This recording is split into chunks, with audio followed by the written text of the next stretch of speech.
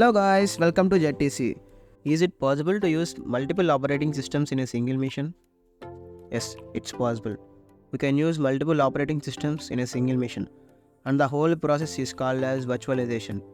Virtualization is nothing but it allows us to create and run multiple virtual machines. Each virtual machine runs on its own operating system. So in the market, we are having number of virtualization tools. So one of the best virtualization tool is VirtualBox. Now let's discuss the steps for the installation of VirtualBox in Windows machine.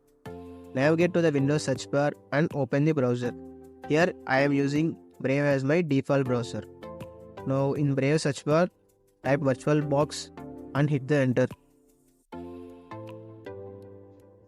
Now click on the first link of Oracle VM VirtualBox. Here we can see VirtualBox homepage containing information about the operating systems, and now navigate to the downloads option. Here we can see different platform packages like Windows Host, Mac OS, Linux distribution, Solaris. So here I am using Windows operating system. To check that, go to system information. Here we can see the operating system name. Hence I am using Windows as my operating system. I am downloading the Windows Host. Here I am choosing the path to save the file and click on save button. Here my file is being downloaded. Now we can check the documentation. Here we can use user manual for the installation of VirtualBox and click the PDF version to view the user manual. In the content we can see the various options of the user manual. Now open the files, navigate to downloads option and double click on VirtualBox executable file to install.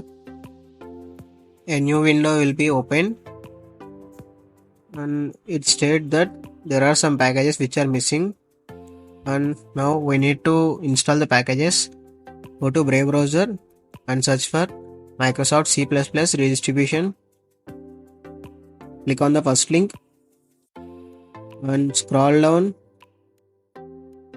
Here I am using x64 architecture. Click on the link to download and I am choosing downloads as my path. Now open the downloads folder. Click on the file to install. A new pop-up will be displayed. This contain license, and click on I agree and click install. Now click on the file to install VirtualBox. And there is a welcome pop-up window. Click next. Here we can see the location. Click browse to change the location. Here I am changing the location and I am creating a new folder in C location, and the folder is named as VB. Click OK and now click next and click yes. Again click yes. We are ready to install and click install. It may take some time. Now there is a pop-up which states that whether the VM should be opened after installation or not.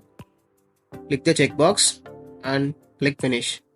Now here the installation is completed. Now I am opening the VirtualBox. This is the user interface. Now click on the link to go to the VirtualBox main website.